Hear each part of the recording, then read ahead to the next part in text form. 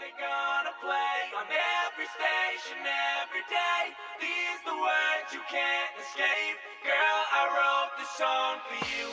When you're driving in your car, pretending you don't know the words by heart. Girl, I'll be a superstar. Told you from the start I was gonna write a song for you. I'm trying to think back to that, after that journey to your heart, always seeming like I had the map. Machine guns, shotguns, snipers, or even pistols. There's always been one playstyle in the shadows. Knifing in Call of Duty on its own is quite simple, however there is a history to go over.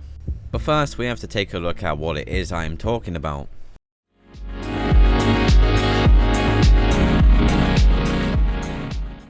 When it comes to knifing in Call of Duty, there are only two things you have to think about. One of them being the feed, and the second one being the game you are on. In most Call of Duties, you will have a throwable projectile, and when you throw it at the enemy, it kills them. A person will kill 4 enemies in rapid succession to what we call a quad feed.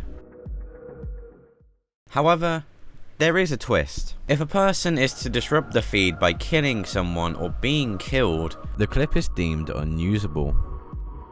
Now we have the basics and terminology sorted, let's move on to the first chapter.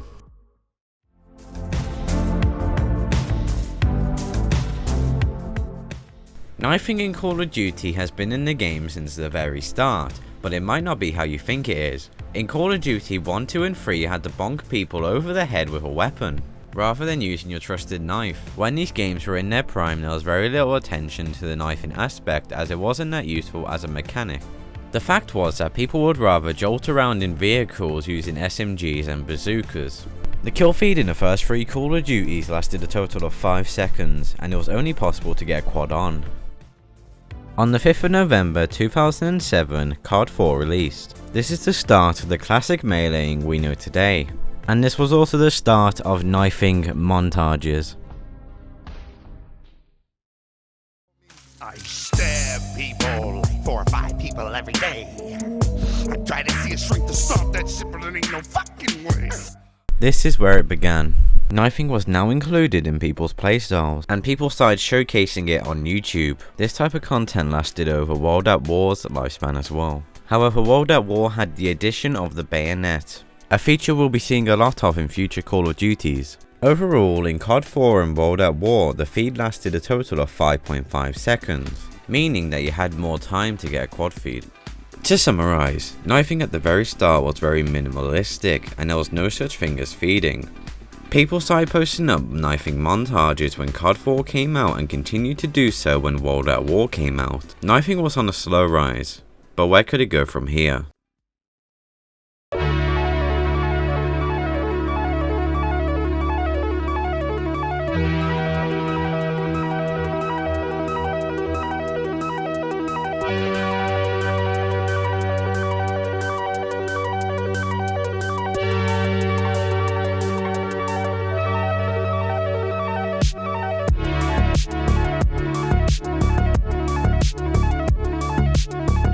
What once was a concept has now become the very thing we know today, because as of the release of the classic Modern Warfare 2, we first saw a throwing knife. An idea so revolutionary it inspired many to create content on the game. Many YouTubers such as Straight Up Knives, Fortunate, Next Gen Tactics and many more started right here. In fact, some of the most iconic videos on the internet also started here.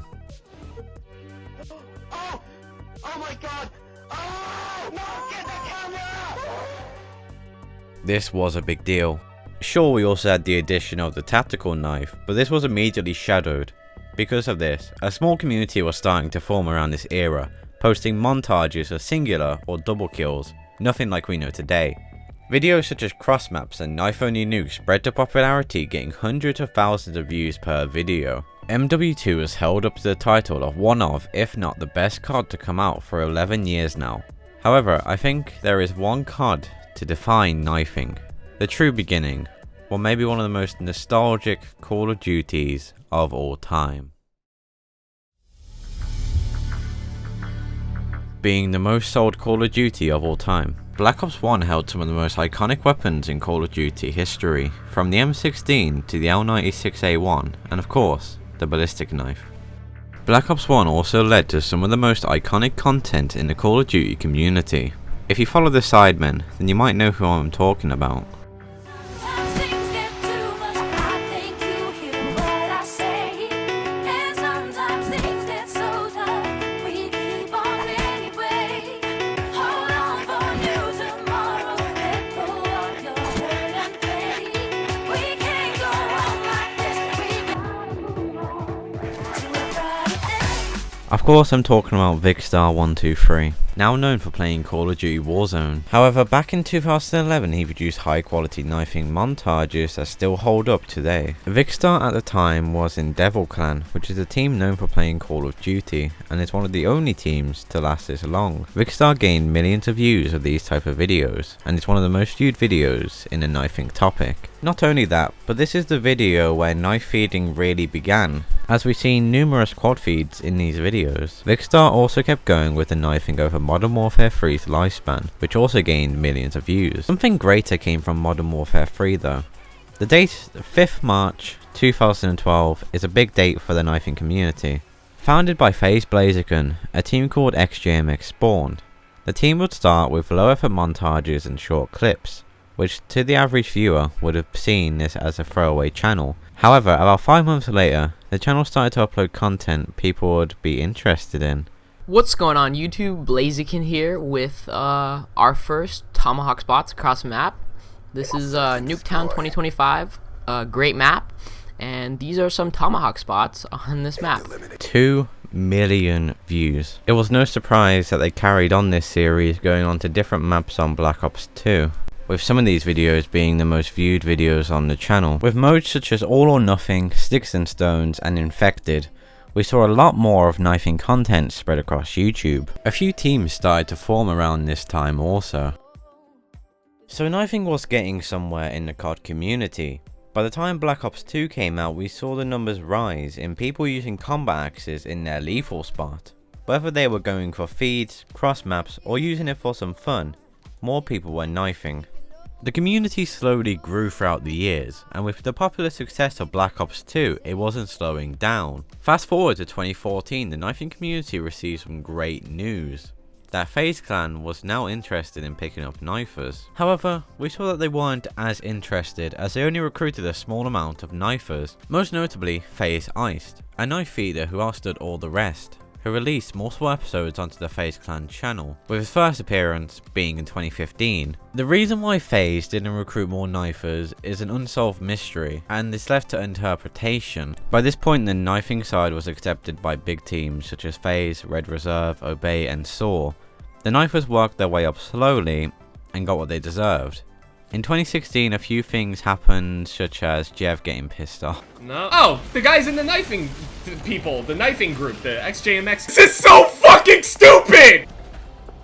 No! Run! I'm running. Knifing was at an all-time high in 2016. What more could we ask for? We had exposure and a big community, and it was only up from here, right? What could go wrong? Goodbye, XJMX.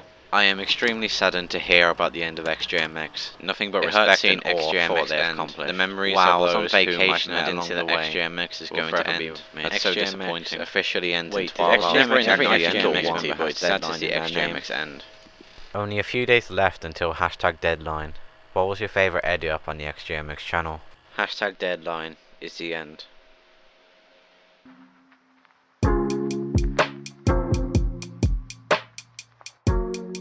It's crazy how much one thing can change the future. It's almost like a butterfly effect, how knifing spiraled down into darkness. On August 14th, 2017, XJMX posted a tweet longer that announced the end of the clan. It was also at this time where FaZe Clan strayed away from Call of Duty, which meant that the knifing side of FaZe died. Whether this was the start or the end is up to you, as the community was still there, however people were more split up. Most members of XJMX fell into irrelevancy by either quitting COD or by not getting into the teams that could give them exposure. However, a certain few members sought out bigger teams like Saw and Obey. Knifing went from its peak to its lowest point in a matter of 3 months. Knifing in Call of Duty was dead. By the start of 2018, Fortnite Battle Royale was getting popular. Call of Duty as a whole was dead. Not only did people not enjoy the games anymore, but they were also against Fortnite, one of the biggest games of all time. This led to big teams putting their sole focus on Fortnite, including the teams we have mentioned before. These teams focused on growing their channel, which was all fine for them, but for the people who played COD, they couldn't join these teams anymore. This is where I like to say that knifing officially died. Many people gave up knifing at this point and moved to playing games they enjoyed. Looking back at it, it was really poor timing that led to such a dramatic downfall of knifing. As we look further into 2018, Black Ops 4 was the second most hated COD up to that point. It was mainly snipers and people who were just trying to get their money's worth. But a pay-to-win system and no hype towards the game, people moved back to Fortnite. And it's worth mentioning that Blackout had some attention, however it doesn't relate to the knifing side, and that's our main focus here. Modern Warfare 2019 wasn't that much different from any other COD. The basic maps and guns and the pre-release rumours were hyped up to give people hope. It was at that time where people started to get bored of Fortnite. Modern Warfare was also getting boring around halfway through its cycle. However, Call of Duty Warzone was starting to get popular and brought people back to the game. To finish off this part of the chapter, we have to talk about the latest Call of Duty to come out. Call of Duty Cold War, a reimagined version of the Cold War genre, and quite possibly the worst Call of Duty of all time. With no other game to battle against and a new idea, people wanted to buy the game. This meant a few retired knifers and a few faces came back to COD. However, it was not long before people realised that the game really wasn't that great. It was a common cycle at this point for people to buy the game, play it for a month, and not play it after that. So what led to the downfall of knifing? Well, I think the answer is pretty simple. Demotivation. The poor timing of XJMX ending and FaZe ignoring the Call of Duty side really demotivated people as there was no big team to go for. Then the release of Fortnite took away most of the community's opportunities to get into big teams, just demotivating them even more. Eventually people quit, lowering the size of the community, with a few teams left with the knifing sides to them. I don't think there's any argument that knifing is slowly dying. With Activision wanting to focus on Call of Duty Warzone, Call of Duty will slowly die, and so will the knifing side. Thank you if you've made it this far. I wanted to talk about a few things. This video has been in the works for like about a month now, and I'm going to try and upload a few more videos like these about COD, but I really want to try and expand more to things I enjoy. Feel free to leave some ideas down below and I might get to them if they're good enough. This is a mini documentary, which means I didn't cover everything, and if anything is left off, it's either because it's a lack of information to find on the internet or it wasn't important enough to make it.